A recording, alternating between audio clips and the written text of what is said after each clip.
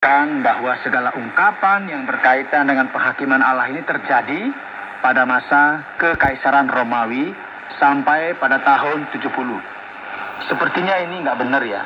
Dan tidak banyak orang yang sependapat dengan pendapat seperti ini. Pendapat yang paling umum di sini adalah pendapat yang menyatakan bahwa masa pencobaan yang besar, kesusahan yang hebat ini akan terjadi setelah Kristus datang kembali. Dan ada banyak lagi orang yang memahami hal ini sebagai sebuah referensi dari apa yang terjadi dalam sejarah gereja Kristen secara keseluruhan, dan bahwa hal ini akan diakhiri dengan kedatangan Kristus. Ketika kita memperhatikan pasal 6 ini, maka kita perlu mulai mengevaluasi hal-hal yang kita akan temukan di sini, secara khusus dalam firman Tuhan yang kita pelajari. Maka aku melihat, perhatikan ayat pertama, anak domba itu membuka yang pertama dari ketujuh meterai itu. Dan aku mendengar yang pertama dari keempat makhluk itu berkata dengan suara bagaikan bunyi guru, mari. Dan aku melihat sesungguhnya ada seekor kuda putih, dan orang yang menungganginya memegang sebuah panah, dan kepadanya dikaruniakan sebuah mahkota. Lalu ia maju sebagai pemenang untuk merebut kemenangan. Banyak orang berpikir bahwa kuda putih ini diasosiasikan dengan pribadi Kristus yang berkemenangan. Sepertinya tidak demikian ya, karena semua meterai lainnya ini memberikan gagasan yang sangat kuat mengenai penghakiman atau penderitaan atau kesakitan, dan gagasan utamanya adalah tidak positif seperti ini. Bersama dengan ini, saudara, yang membuka meterai ini adalah sang anak domba itu sendiri. Jadi nggak mungkinlah penunggang kuda itu adalah Kristus. Ini bisa saja merupakan referensi dari kuasa antikristus sendiri yang akan menyerang dalam masa akhir zaman. Dan setelah ini, dalam ayat 3 kita akan melihat bahwa meterai yang kedua dibuka oleh sang anak domba. Dan makhluk yang kedua itu berkata kepada Yohanes, mari. Dan kemudian penunggang yang selanjutnya muncul, dan kini dengan kuda yang berwarna merah. Dan orang yang menungganginya dikaruniakan kuasa untuk mengambil damai sejahtera dari atas bumi, sehingga mereka saling membunuh, dan kepadanya dikaruniakan sebilah pedang yang besar. Jadi penunggang pertama yang menunggangi kuda putih mempresentasikan penguasaan. Dan penguasaan ini sendiri berkaitan dengan iblis dan kejahatan. Dan kemudian penunggang yang kedua mempresentasikan gagasan kehancuran dan kematian, pembantaian yang luar biasa. Dan inilah yang akan kita temukan di sepanjang bagian sejarah gereja yang senantiasa menganiaya iman dari orang-orang yang beriman kepada Kristus. Dan ketika anak domba itu membuka meterai yang ketiga, aku mendengar makhluk yang ketiga berkata, mari. Dan aku melihat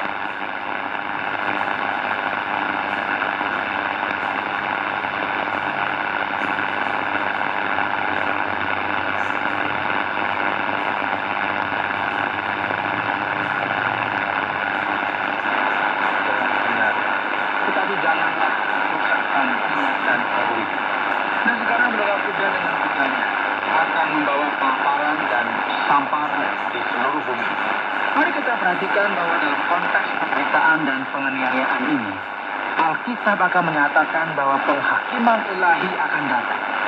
Allah mengizinkan setiap mereka yang ada di dunia ini percaya kepada kuasa anti Allah dan keamanan yang mereka berikan, dan bahwa mereka ada di bawah penghakiman ini. Dan dalam penghakiman ini sepertinya penaklukan dari yang jahat. Yang pertama-tama kita menemukan ungkapan dari perang dan kematian. Dan sekarang kelaparan. Firman Tuhan mengatakan secupak gandum sedinar dan 3 cupak jelai sedinar. Ini menunjukkan betapa mahalnya harga makanan. Jadi seakan-akan semua orang bekerja sedemikian kerasnya untuk memenuhi kebutuhan. Namun kelaparan adalah elemen ketiga yang dinyatakan dalam meterai yang dibuka ini, yang merupakan hasil dari penghakiman ilahi yang menimpa bumi. Dan ketika anak domba itu membuka meterai yang keempat, aku mendengar suara makhluk yang kabur berkata, mari. Dan aku melihat, sesungguhnya ada seekor kuda hijau kuning, dan orang yang menungganginya bernama Maut, dan kerajaan Maut mengikutinya. Dan kepada mereka diberikan kuasa atas seperempat dari bumi untuk membunuh dengan pedang, dan dengan kelaparan dan sampar, dan dengan binatang-binatang buas yang di bumi. Secara luar biasa sekali, menggambarkan bagaimana kuda kuning yang penunggang ini. Sekarang kita bisa melihat ada maut dan Hades yang muncul di sini. Dan hal ini akan menjadi jelas lagi bagaimana firman Tuhan berbicara mengenai penghancuran dan kematian yang akan menimpa bumi ini. Dan ketika anak domba itu membuka meterai yang kelima, aku melihat di bawah mazbah jiwa-jiwa mereka yang telah dibunuh oleh karena firman Allah dan oleh karena kesaksian yang mereka miliki. Nah, sini kita bisa melihat betapa banyaknya orang yang telah meninggal. Namun mari kita cermati bahwa kaum pre-milenial dan pre-tribulasi, kedua kelompok ini sama-sama memahami bahwa penghakiman yang dijelaskan di sini akan menimpa bumi dalam masa yang khusus, pada masa yang akan datang. Dan ketika hal ini terjadi sesuai dengan penafsiran ini, gereja gak akan ada di bumi. Gereja sudah diangkat oleh Allah untuk menghindari pencobaan ini. Dan jawaban oleh karena itu, sebagaimana yang diberikan oleh firman Tuhan, adalah bahwa semua orang tanpa Allah akan mengalami manifestasi dari murka Allah. Namun ada ahli Alkitab lain mengatakan, oh tidak, nggak seperti itu. Realita penganiayaan ini adalah sebuah realita yang senantiasa hadir dalam sejarah kekristenan.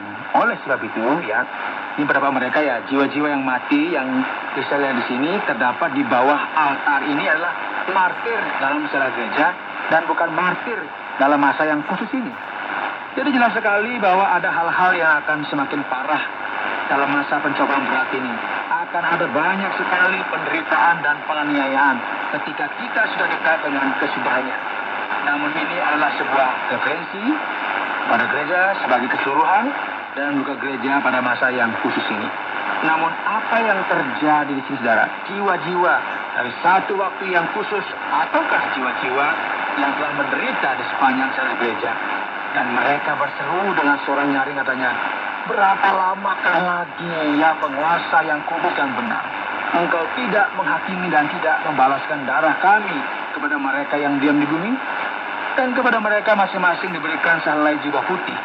Dan kepada mereka dikatakan bahwa mereka harus beristirahat sedikit waktu lagi sehingga genap jumlah kawan-kawan pelayan dan saudara-saudara mereka yang akan dibunuh sama seperti mereka. Saudara, menarik sekali bagi kita melihat bahwa gereja akan menerima sebuah pesan bahwa Allah yang mengendalikan segala sesuatu.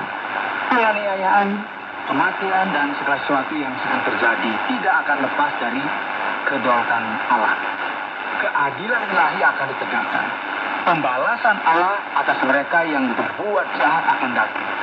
Dan mari kita melihat bahwa dalam kitab Wahyu ini, lebih khususnya dalam pasal ini, kita akan melihat bahwa penduduk bumi ini merupakan referensi dari orang-orang yang tidak mengenal Allah. Mereka ini adalah orang-orang yang kejam dan jahat. Ini mungkin sebuah polarisasi atau perbedaan yang mencolok, yang dalam satu sisi adalah Allah, kerajaannya, dan kekuasaannya atas segala sesuatu, dan segala sesuatu yang mendiami bumi, yang menentang hal ini merupakan sisi lainnya. Saudara, firman Tuhan berkata, maka aku melihat ketika anak domba itu membuka meterai yang keenam, sesungguhnya terjadilah gempa bumi yang dahsyat, dan matahari menjadi hitam bagaikan karung rambut, dan bulan menjadi merah seluruhnya bagaikan darah, dan bintang-bintang di langit berjatuhan ke atas bumi bagaikan pohon ara menggugurkan buah-buahnya yang mentah apabila ia digoncang angin yang kencang. Maka menyusutlah langit bagaikan gulungan kitab yang digulung, dan tergeserlah gunung-gunung dan pulau-pulau dari tempatnya. Saudara, meterai yang keenam ini menunjukkan bencana alam yang terjadi di alam semesta yang akan mempengaruhi langit dan bumi. Ini merupakan sesuatu yang sangat menakutkan, ya, melihat apa yang akan terjadi ketika meterai ini dibuka dengan bencana alam yang luar biasa yang akan mempengaruhi segala sesuatu.